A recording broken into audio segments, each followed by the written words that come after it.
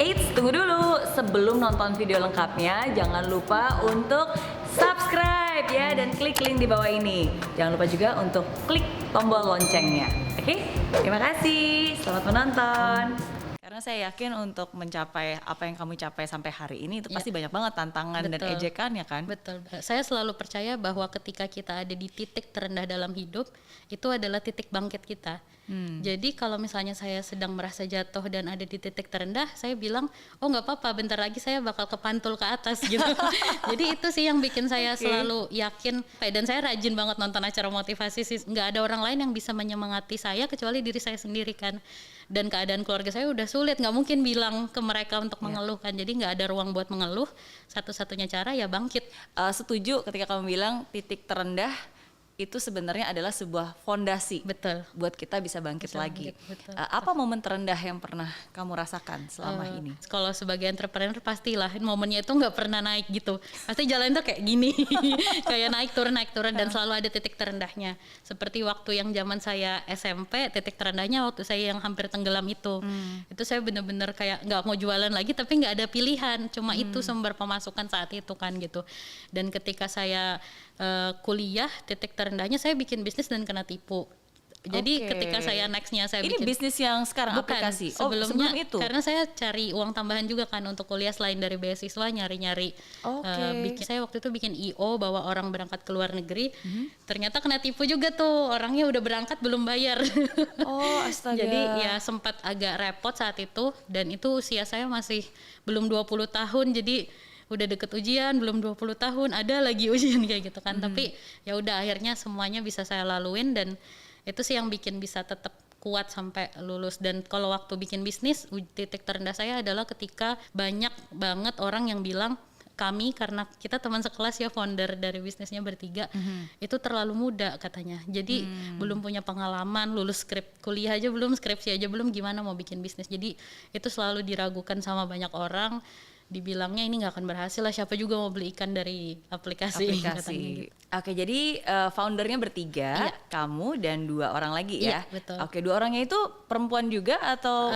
Laki-laki mereka, namanya Farid dan Indraka. Kalau Indraka ada yang lucu, namanya itu dari Indramayu dan Karawang, karena dia anak pesisir Jawa Barat. Oh, berarti benar-benar anak pesisir iya, juga. Betul. Satu pesisir Jawa Barat, kamu pesisir Balikpapan, Kalimantan. Betul. Satunya lagi? Kalau yang satunya sebenarnya anak Depok, tapi suka banget sama salah satu film kartun namanya One Piece tentang laut. Dan dia jago banget bikin aplikasi. Jadi itu sih yang bikin. Nah, tapi sebenarnya cita-cita kamu dari kecil apa kalau gitu? Jadi karena sering nonton acara motivasi ya, termasuk yang Miss Mary juga bikin-bikin di Twitter itu, saya lihat kok banyak orang yang berhasil itu kalau bikin buku catatan mimpi ya, seperti itu. Jadi akhirnya saya punya buku catatan mimpi, di situ ada 7 mimpi besar yang saya mau capai di hidup saya. Salah satunya adalah menjadi pengusaha yang bisa itu tadi mengubah pandangan orang soal tempat saya tinggal dulu, dan kayak ngasih kesempatan ke orang-orang seperti saya biar bisa berhasil gitu loh, karena udah ada cerita berhasil sebelumnya gitu. Itu 1 dari 7. Iya. Penasaran nih. Yang lainnya lain ya. Kalau yang lainnya sebenarnya lebih jadi saya udah bikin perencanaan hidup itu dari kecil, dari SMP. Semenjak SMP yang kejadian kapal tenggelam itu, emang itu jadi salah satu titik balik, karena saya udah mikir nanti saya SMA mau ngambil jurusan apa. Saya dulu SMK ngambil jurusan IT. Emang belajar pemrograman juga sedikit-sedikit. Terus habis itu kuliah saya lanjutin ngambil manajemen bisnis IT. Dan itu selama masa kuliah saya juga udah nentuin nanti saya harus bisa misalnya harus bisa berhasil dengan nilai IPK yang bagus, terus harus bisa bawa nama kampus ke luar negeri, yang kayak gitu-gitu yang saya udah bikin di antara beberapa mimpi tersebut. Mimpi ke 5-nya itu adalah bisnis. Ke-6 dan ke-7-nya lebih ke ketika nanti saya mungkin bisa berhasil di bisnis ini, saya ingin bikin semacam entah itu yayasan atau apapun yang bisa membantu orang-orang yang seperti saya dulu gitu. Amin. Karena dari tadi kita ngomongin tentang ikan, apalagi anak pesisir. Betul. Berarti kita pengen ngetes nih, ngetes ilmu pengetahuan keikanan. Oke, sekarang kita akan main tebak gambar nama-nama ikan. Aduh, saya gugup nih, suka nggak hafal. Oke, yang pertama. Nah, ini langsung sulit pertanyaannya. Iya, ikan-ikan apakah ini? Bandeng deh. Iya, kita lihat dan jawabannya adalah bandeng. Berikutnya, Nah, Nah, ini kakap merah. kakap merah. Kita lihat. Nah, warnanya merah. Yeay. Nah, berikutnya. Ya, Tuna deh, tuna. tuna ya. Iya. Kita lihat jawabannya adalah Tongkol. ikan tongkol. Mirip emang satu Mirip, keluarga satu ya. keluarga. Nah, Oh, ini kerapu merah. oke, kita lihat Kerapu jawabannya sunu. adalah yeay. Kalau nggak jadi pengusaha, kira-kira Mbak Utari akan jadi apa? Saya punya cita-cita kalau nggak jadi pengusaha mau jadi guru TK. Oh iya, Iya. kenapa? Soalnya suka sama anak kecil pertama. Jadi kayaknya seru aja gitu ngajarin ke anak-anak kecil, dan mungkin kalau saya jadi guru TK saya bakal ngajarin mereka hal-hal untuk berkreativitas dari kecil gitu. Mbak Utari itu punya ketakutan nggak sih dalam hidup?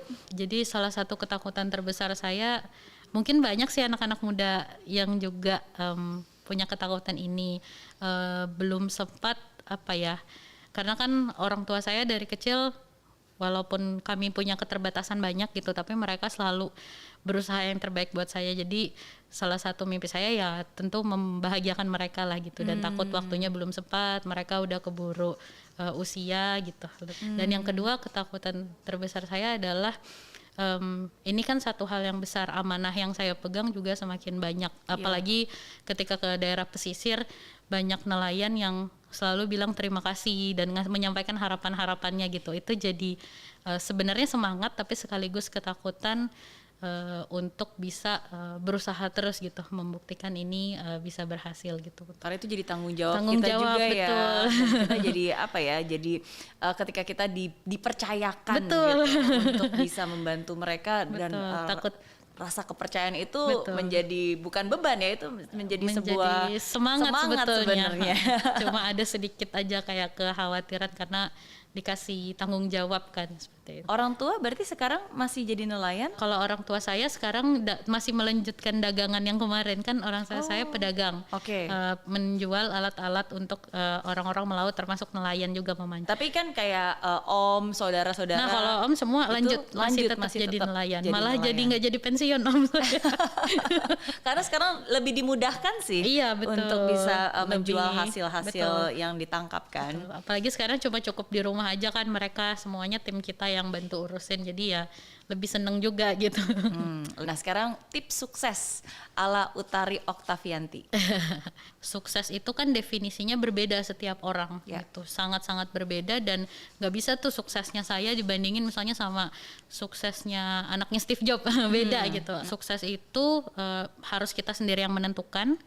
Dan yang kedua, sukses itu adalah ketika kita berhasil mengalahkan diri kita di masa lalu. Tinggal kita diri ke depan harus lebih baik daripada yang sekarang. Jadi bukan membandingkan dengan orang lain, tapi membandingkan diri kita dan diri kita sebelumnya gitu.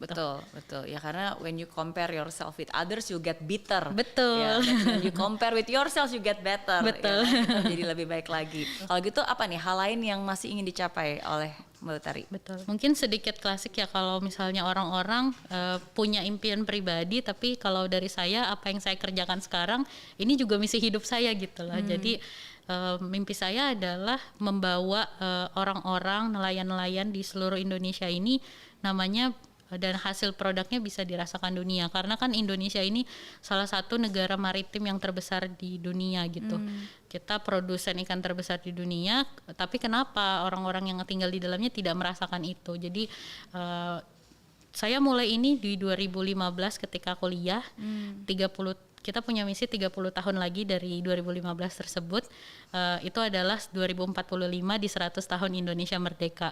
Saya punya goals di 2045 itu seluruh nelayan-nelayan yang tergabung di Aruna itu produknya udah tersebar di berbagai negara, dan mereka kehidupannya jadi lebih baik gitu. Amin, menuju Indonesia emas ya, 100 Iya. tahun 2045. Betul. Apa nasihat terbaik mungkin dari orang tua yang pernah dikasih ke kamu? Kalau ayah saya sih selalu kasih tahu ke saya, pendidikan itu nomor 1. Kata dia, pendidikan adalah kunci biar kamu bisa berubah menjadi hidup yang lebih baik.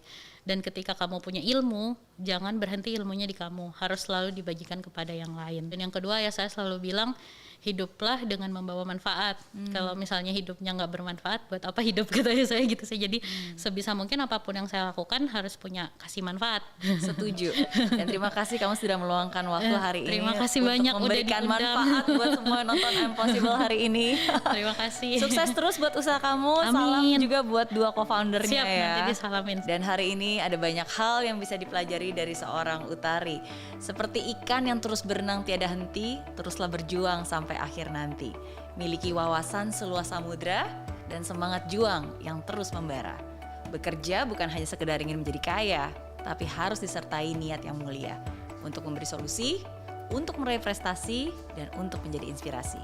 Dari impossible jadi I'm possible.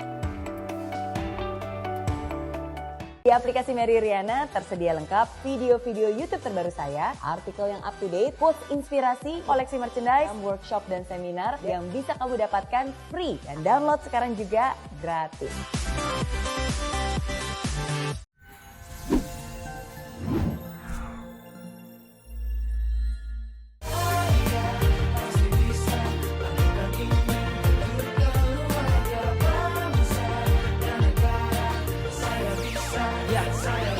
Laksana bumi tanpa hujan, hidup tanpa tujuan, kering dan mati tanpa hijaunya tumbuhan. Demikian kalau mimpi tak kunjung terjadi.